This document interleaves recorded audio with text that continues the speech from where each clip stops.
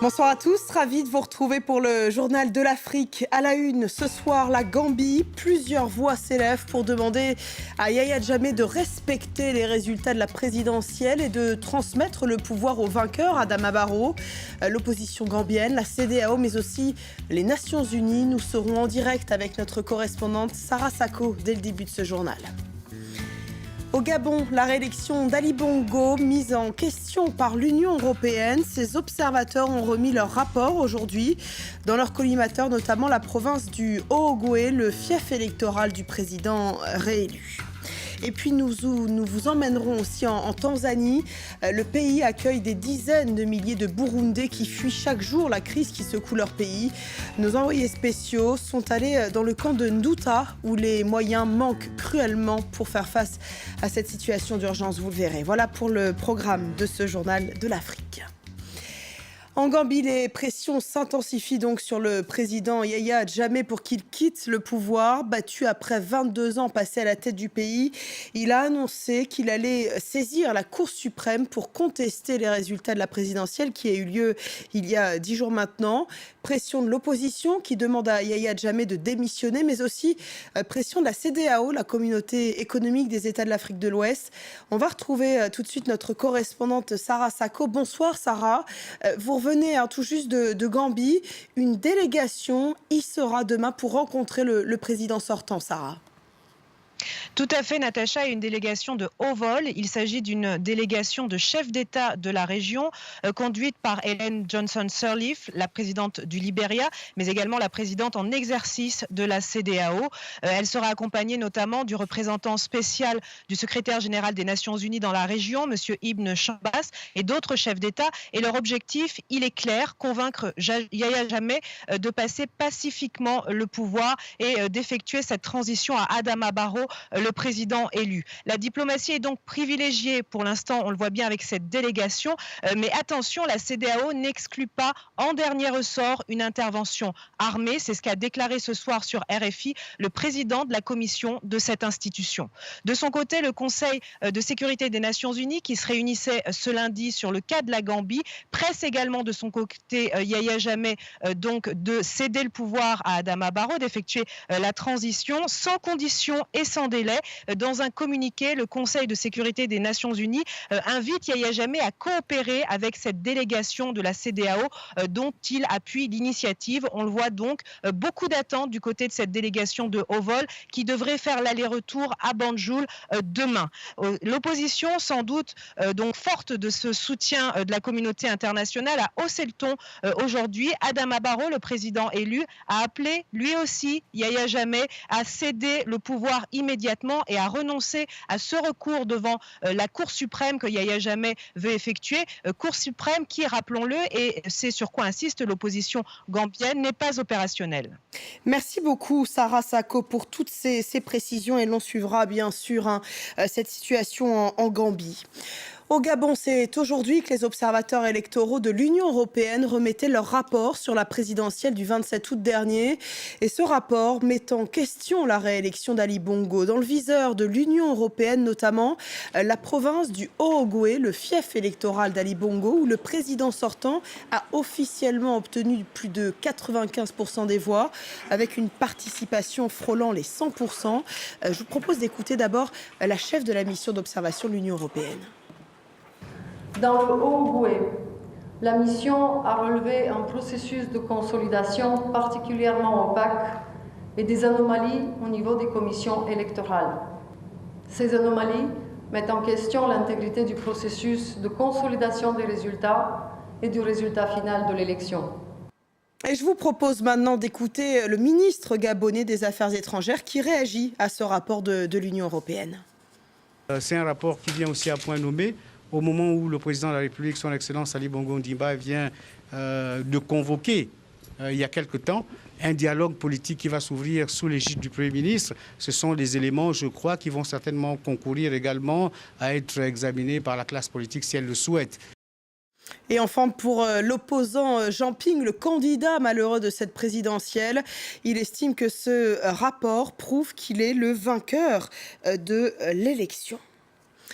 Nous vous emmenons maintenant en Tanzanie où des dizaines de milliers de Burundais ont trouvé refuge. Ils ont fui les violences qui ont éclaté après la décision du président de Nkurunziza de briguer il y a 1 an et demi un troisième mandat. Aujourd'hui, ils sont des dizaines de milliers à s'entasser dans le camp de Nduta, dans le nord-ouest de la Tanzanie. Nos envoyés spéciaux Julie Dungeloff et Nicolas Germain ont pu s'y rendre. Voici leur reportage. Nous sommes à 1 heure de route du Burundi. Va par là. Tous les jours, plusieurs centaines de personnes rejoignent le camp de Nduta dans ces bus. Ils ont franchi la frontière la veille, après 12 heures de marche. Avec eux, quelques effets personnels. À l'extérieur, les familles attendent leurs proches. Je vois, il y a beaucoup de personnes. Je pense que si je vois les personnes qui étaient ici, je pense que dans le Burundi, il n'y a aucune personne, parce que je pense que la moitié du pays était ici. Pour Médecins sans frontières, c'est l'une des plus grandes crises de réfugiés en Afrique. C'est une situation qui est complètement oubliée, qui n'est pas du tout couverte par les médias, qui n'est pas du tout couverte par les financements internationaux. On est vraiment une poignée d'acteurs internationaux avec le gouvernement tanzanien à essayer de supporter les réfugiés burundais. Mais c'est une crise, personne n'en parle jamais et personne n'y prête aucun intérêt. Au Burundi, aucun dialogue politique en vue et les Burundais continuent à quitter en masse le pays. Le camp de Nduta est le 3e camp à accueillir des réfugiés burundais depuis le début de la crise, avec 10 000 nouvelles arrivées par mois en Tanzanie. Les organisations non gouvernementales craignent de très rapidement manquer de financement. Vendredi dernier, dans le journal de l'Afrique, vous entendiez le directeur de l'Observatoire congolais des droits de l'homme à l'origine d'un rapport dénonçant les manquements de l'État congolais à l'égard des citoyens du pays. Aujourd'hui, le gouvernement congolais répond. Je vous propose d'écouter le ministre de la Justice. La République du Congo n'a de leçon à recevoir d'aucun pamphlétaire ni d'aucun maître chanteur, alors que pendant qu'ils se livrent à de telles manœuvres, le Congo leur offre tous les droits, dont le droit à la vie, le droit à la liberté d'expression et d'association, le droit d'aller et de venir, le droit d'entreprendre, pour ne citer que cela. Voilà le ministre congolais de la Justice.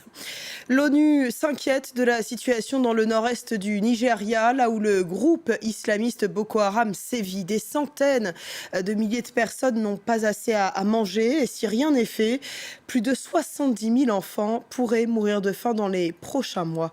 Laurent Berstécher. C'est sans doute la pire crise humanitaire que traverse le continent africain, selon les Nations Unies. Des centaines de milliers de Nigérians sont menacés par la famine et les premiers touchés sont les enfants.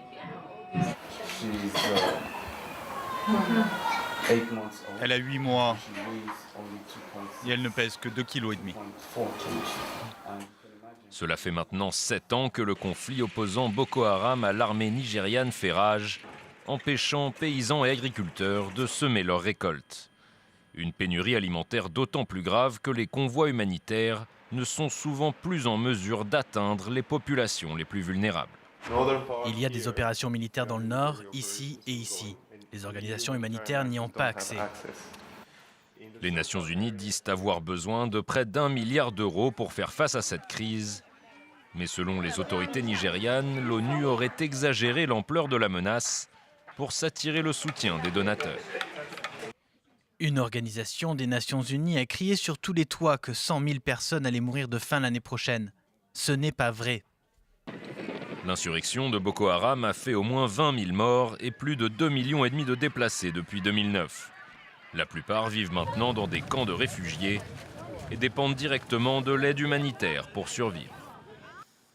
L'appel à la grève n'a pas été suivi aujourd'hui à Bamenda, dans le nord-ouest du Cameroun. Jeudi dernier, des affrontements avaient opposé la police à des manifestants, faisant 4 morts selon l'opposition. Dans ce fief de la minorité anglophone, beaucoup réclament un retour au fédéralisme car ils se disent marginalisés, notamment dans l'enseignement et dans la magistrature. Pas de nouvelles violences donc, mais la situation reste tendue. Marcel Amoko est notre envoyé spécial sur place. Un mot d'ordre de grève qui a été très peu suivi ici. Toute la journée, la ville a affiché des allures quasi normales. Taxis et moto-taxis ont vaqué normalement à leurs occupations. Boutiques et commerces ont également ouvert sans incident. Si les gens n'ont pas grévé aujourd'hui, c'est juste parce qu'ils attendent voir si les problèmes vont être résolus. Depuis 3 semaines, les affaires ne marchent pas, on est au ralenti, à cause de la grève. Et tant qu'elle persiste, ce n'est pas bon pour les affaires. Aujourd'hui, nous espérons que la grève va être levée pour nous permettre de reprendre l'activité. Il faut tout de même noter qu'une certaine tension est toujours perceptible ici. Les forces de l'ordre quadrillent toujours la ville. Elles sont postées aux différents carrefours et aux endroits stratégiques. À noter également que pendant ce temps, les avocats et les enseignants poursuivent leur mouvement de grève. Ils réclament toujours une meilleure prise en compte de leurs spécificités linguistiques et historiques. Ils parlent même d'un retour à l'État fédéral qui prévalait ici au Cameroun entre 1961 et 1972. Pour nous, le fédéralisme ne constitue pas une menace pour la sécurité de l'État.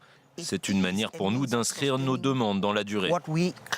C'est donc un calme précaire qui règne ici à Bamenda alors que les négociations entre le gouvernement camerounais et les grévistes anglophones sont au point mort. Marcel Amoko, notre envoyé spécial à Bamenda. Allez, pour finir, quelques images pour vous faire sourire. Les observateurs de France 24 nous ont dégoté des photos et des vidéos qui font le buzz au Cameroun. Tout est parti de la manière assez originale dont le ministre des Sports a salué le président Biya la semaine dernière. Les 2 pieds écartés, la tête baissée à 1 mètre du chef de l'État. Depuis, les internautes y vont tous de leur parodie. Ils ont même lancé le Bindung Challenge du nom de ce ministre des Sports, Pierre Ismaël Bindung Quat. Voilà, on se quitte sur ces courbettes. Merci de votre fidélité au Journal de l'Afrique. Restez sur France 24, l'actualité continue bien sûr.